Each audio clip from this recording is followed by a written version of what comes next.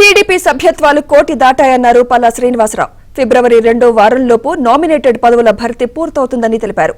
మోపిదేవి దేవస్థానంలో అనువంశిక వృత్తిదారులపై జరుగుతున్న కక్ష సాధింపులపై చర్యలు తీసుకుంటామని పల్లా శ్రీనివాస్ హామీ ఇచ్చారు.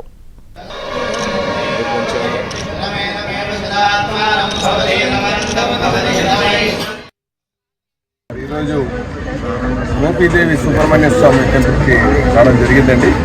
ఖచ్చితంగా ఈ రాష్ట్రం అన్ని విధాల స్వర్ణాంధ్రప్రదేశ్ మనం ఏదైతే అనుకుంటున్నామో ఆ కళ కూడా సాకారం కాబోతుందని చెప్పి సందర్భంగా తెలియజేస్తూ మా ప్రయత్నంలో స్వామివారి యొక్క ఆశీస్సులు ఉండాలని చెప్పి, ఎందుకంటే దేనికైనా సాధించాలంటే దైవ బలం చాలా అవసరం. సో మరి సుబ్రహ్మణ్య స్వామి యొక్క ఆశీస్సులు ఉండాలని చెప్పి మరి స్వామివారిని వేడుకుంటూ రావడం జరిగిందండి. అలాగే మాకు ఈరోజు పార్టీలో కూడా సుమారు 1,00,00,000 సభ్యత్వం చేసింది. చాలా ఉత్సాహంగా ఉన్నారు. ఎంతోమంది యువ నాయకత్వం రావడం జరిగింది. మంచి మా జాతీయ ప్రధాన కార్యదర్శి అయినటువంటి విద్యాశాఖ మంత్రి లోకేష్ బాబు గారి యొక్క ఆలోచనతో 15 సెకండ్కి ఒక మెంబర్షిప్ చేయగలిగాం.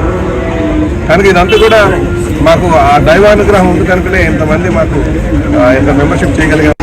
అయితే మాకు రాష్ట్ర వ్యాప్తంగా కూడా కొంచెం నాయకత్వం కొంచెం ఎక్కువగానే ఉంది. సో దాంతో ఏమవుతుందంటే ఒక ఇన్ఛార్జ్ని పెట్టాలని ఒక డిమాండ్ మరి ఇక్కడ ఉంది.